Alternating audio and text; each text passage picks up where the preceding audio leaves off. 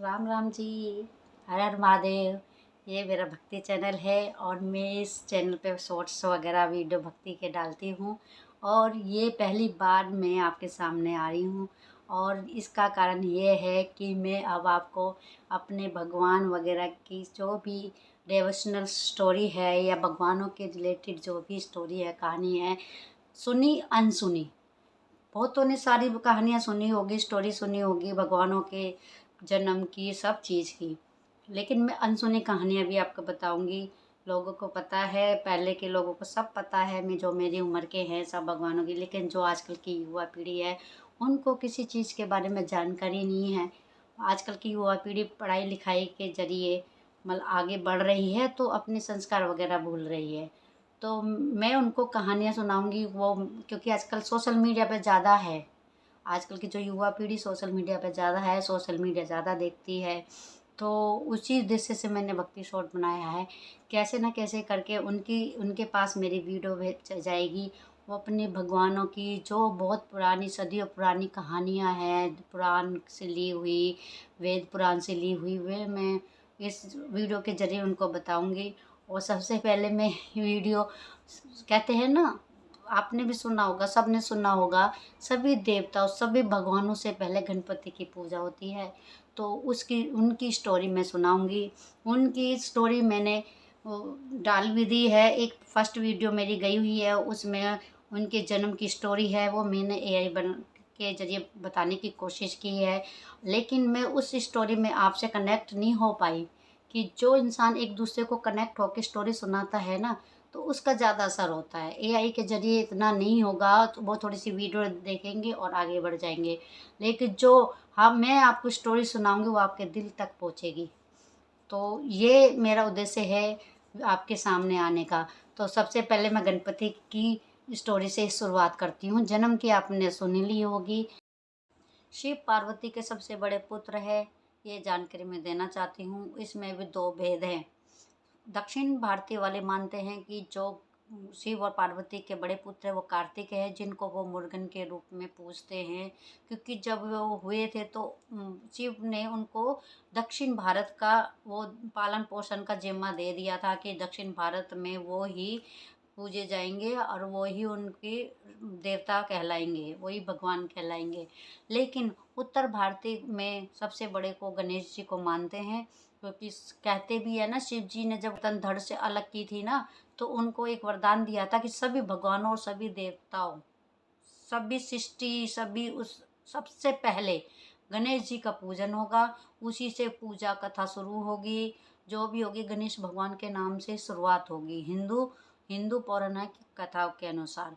तो सबसे बड़े तो गणेश जी मानते उत्तर भारतीय वाले, और दक्षिण भारतीय वाले सबसे बड़े कार्तिकों को मानते हैं, मुर्गन को। एक बार दोनों में ये हुआ था, बहुत से बोलते हैं पौराणिक कथाओं में दो भेद हैं। एक बोलते कि शादी के लिए बोल रहे थे, एक कथा के अनुसार दोनों की शादी की बहस हो रही थी, तो शिव ने कहा कि जो भी पूरे ब्रह्मांड के चक्कर लगाएगा उसकी शादी होगी, उसकी शादी की जाएगी।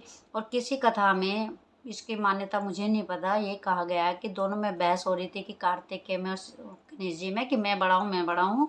तो उन्होंने कहा कि जो भी ब्रह्मांड के पहले चक्कर लगाएगा उसको बड़ा घोषित किया जाएगा। जबकि क्या कहानी है, आधी कहानी इनको पता है, तो हम दोनों कहानियों को लेके चलेंगे, ठीक है।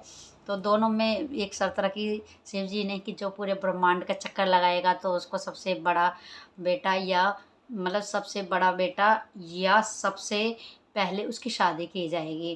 तो शिव जी तो ने शर्त रख दी।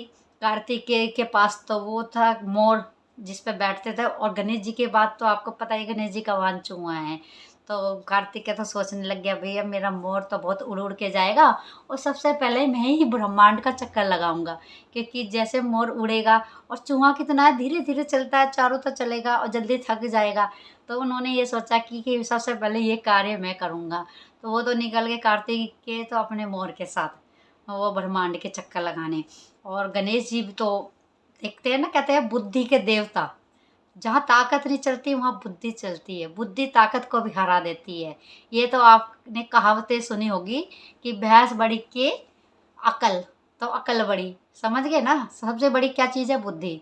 तो गणेश जी ने सोचा कि भैया मेरा तो इतना छोटा सा वाहन है, मैं कहाँ कहाँ पूरा ब्रह्मांड के चक्कर लगाऊंगी। और उनको तो ये था कि ना मेरे माता पिता से बढ़कर कोई नहीं है। उन्होंने क्या कहा कि माता पिता के ना ऐसे जहाँ बैठे ना चक्कर लगा लिए और बैठ गए आराम से। और जब कार्तिकेय आया, सारे में ब्रह्मांड का चक्कर लगा के, टाइमिंग का नहीं पता कि कितने महीने में कितने दिन में किया, लेकिन जब वो आए तो उन्होंने कहा कि भैया मैंने तो लगा दिया और गणेश जी ने लगाया नहीं, तो मेरी शादी करो। तो शिव जी ने कहा कि गणेश जी से पूछा, तो गणेश जी ने क्या जवाब दिया, माँ बाप से बड़ा कोई भी नहीं है मेरी ज़िंदगी में। सबसे जिसने जन्म दिया, जिसने पाला, मतलब पूरा ब्रह्मांड ही, पूरी दुनिया ही मेरे माँ बाप हैं। तो मैंने अपने माँ बाप के चक्कर लगा लिए। और वैसे भी उनको पता ही है कि सबसे बड़े भगवान शिव है और शक्ति, शिव शक्ति दोनों को इस पृथ्वी का वो माना जाता है कि शिव शक्ति से दुनिया चल रही है।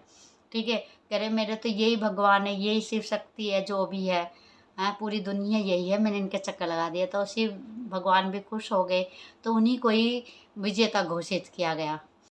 पौराणिक कथाओं के अनुसार, आपको पता होगा, किसी को जानकारी होगी नहीं होगी, गणेश जी की शादी ब्रह्मा की पुत्री, पहली बात तो ब्रह्मा की पुत्री कैसे हुई, आपको पता है कि जो जिम्मेदारी ब्रह्मा को दी थी वो इंसान बनाने के लिए दी थी कि इंसान वो बनाएंगे।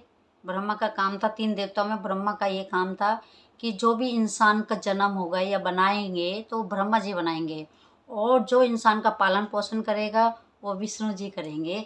और जो जो इंसान की जो भी है मृत्यु है या उसका दर मतलब मृत्यु के बाद का दूसरा जन्म, जो भी किस्मत लिखी जाएगी या कुछ भी है, मरने के उपरांत स्वर्ग नरक सब शिव जी के उसमें था जिम्मेदारी। तो मानस पुत्री मतलब भगवान ने, ब्रह्मा ने बनाया होगा, उसको मानस पुत्री कहते हैं। तो वो थी रिद्धि और सिद्धि। रिद्धि का मीन्स है बुद्धि, बुद्धि, और सिद्धि का मतलब है पैसा। जो भी है, रिद्धि सिद्धि का मतलब यही है कि एक एक बुद्धि हो गई, एक धन हो गया। रिद्धि और सिद्धि से शादी होने के बाद उनके 2 पुत्र हुए थे, शुभ और लाभ। देखो जब हम दिवाली पर लक्ष्मी गणेश की पूजा करते हैं ना, लिखते हैं ना शुभ लाभ। शुभ लाभ का मतलब है गणेश जी के बच्चों का भी नाम लिख रहे हैं हम, शुभ लाभ उनके बच्चों का नाम था। तो शुभ लाभ उनके बच्चे हुए थे। और इनसे जुड़ी हुई कहानी है कि कहते हैं ना पौराणिक कथाओं में कि गणेश जी की शादी नहीं हो रही थी, क्योंकि सब उनको बोलते थे ना कि शरीर तो इंसान का है और सिर है उनका हाथी का, गणपति, तभी तो नाम है गणपति, हाथी का सिर है। तो कोई भी शादी करने के लिए ये विघ्न था। तो गणेश जी ना इससे नाराज़ होते थे। जिसकी भी शादी होती थी ना, तो अपने चूहे को, अपने वाहन मूषक को लेके उनकी शादी में विघ्न डालते थे। किसी की भी देवता की शादी होती थी, भगवान की भी शादी होती थी, तो गणेश जी अपने वाहन को लेके उनकी शादी में विघ्न डालते थे। इससे ना नाराज हो, मतलब दुखी होके ना, देवता दुखी होके कहाँ जाएंगे, या तो शिव के पास जाते थे या उनके पास जाते थे विष्णु जी के पास। लेकिन इसमें ब्रह्मा जी के पास गए। उन्होंने कहा कि ये इनकी शादी नहीं हो रही है और हमारी शादी में भी विघ्न डाल रहे हैं, तो कुछ कीजिए ब्रह्मा जी, कुछ कीजिए। ऐसे हाथ जोड़ने लग गए। तो ब्रह्मा जी ने भी दिमाग लगाया, तो उन्होंने दो वो बनाई, 2 पुत्रियाँ बनाई, रिद्धि और सिद्धि। और उनको ना बहाने से भेज दिया गणेश जी के यहाँ शिक्षा देने के लिए कि जाओ उनको शिक्षा दो। तो जैसे भी मतलब किसी देवता की शादी होती थी ना, तो रिद्धि सिद्धि मतलब कुछ ना कुछ करके गणेश जी को रोक देती थी कि इनकी शादी में विघ्न डालने ना जाए। और जब ये चीज़ें होने लगी, गणेश जी को पता चल गया कि भाई मेरे साथ क्या चाल चली है, कि मतलब रिद्धि सिद्धि को भेजा है, तो और भी क्रोधित होने लगे। तो जैसे वो क्रोध में आए तो ब्रह्मा जी आगे, उन्होंने प्रस्ताव रखा गणेश जी के सामने कि ने, और रिद्धि सिद्धि के सामने कि गणेश जी की शादी के लिए। तो वो भी मान गई और गणेश जी भी मान गए। तो दोनों की शादियाँ गणेश जी के साथ हो गई। और तो ये शादी भी दो दो के साथ हुई है। इसके ऊपर भी एक कहानी है। पौराणिक कथाओं के अनुसार ना, तुलसी ने इनको शादी के लिए प्रस्ताव भेजा था। तो उस टाइम इन्होंने तुलसी को मना कर दिया था कि मैं शादी नहीं करूँगा, मैं ब्रह्मचार्य का पालन करूँगा। तो ऐसे ही उनको फिर वो नाराज़ होगी, किसी को कोई शादी का प्रस्ताव भेजे और कोई ना करे। आजकल का तो खैर टाइम है कि अपनी पसंद की शादी कर लेता है कोई भी, लेकिन उस टाइम प्रस्ताव भेजते थे तो उन्होंने, गणेश जी ने ना वो प्रस्ताव ठुकरा दिया था। तो इससे नाराज़ होकर ना तुलसी ने उनको श्राप दिया कि मेरे से शादी नहीं हुई है ना, तुम ब्रह्मचारियों का ज़्यादा ही वो ढोंग रच रहे हो, मतलब ब्रह्मचारी की बात कह के मुझे ठुकरा रहे हो, तो देखना आने वाले टाइम में आपकी 2-2 बीवियाँ होंगी। तो ये भी पौराणिक कथाओं से जुड़ा हुआ है। तो ये कहानी भी एक दूसरे से रिलेटेड है। तो आज तो अब गणेश जी की शादी की बात होगी या दोनों में बड़ा कौन है, दोनों कहानी मैंने एक साथ सुना दी है, ठीक है। और जन्म की कहानी तो आपको एआई के माध्यम से बता दी है। एआई से ना थोड़ा सा बस वीडियो चल रही थी, जुड़ाव नहीं हो रहा था, लेकिन जो हम स्टोरी आपको सुनाएंगे तो उससे अलग ही जुड़ाव होता है। तो चलो अब मैं यहीं ख़त्म करती हूँ अपनी कहानी, और कल किसी और स्टोरी के माध्यम से आपसे मिलूँगी। और आपको कैसी स्टोरी चाहिए वो भी मेरे को कमेंट में लिखना। किस भगवान की जानकारी चाहिए, किसके जन्म की, किसी के जन्म की स्टोरी, या कुछ भी किसी भी देवता के प्रति जो भी कहानी आपको नहीं पता हो उसके बारे में मुझे लिख देना। मैं वो स्टोरी लेके आपके सामने आऊँगी और आपको सुनाऊँगी। तो मैं हाथ जोड़कर आपसे विदा लेती हूँ। जय श्री राम, जय जय माधव, ओम गणपतये नमः। अब आगे कल मिलते हैं एक नई स्टोरी के साथ, नई कहानी के साथ, अपने देवी देवता को याद करते हुए, अपने भगवानों को याद करते हुए मुझे विदा कीजिए। नमस्कार।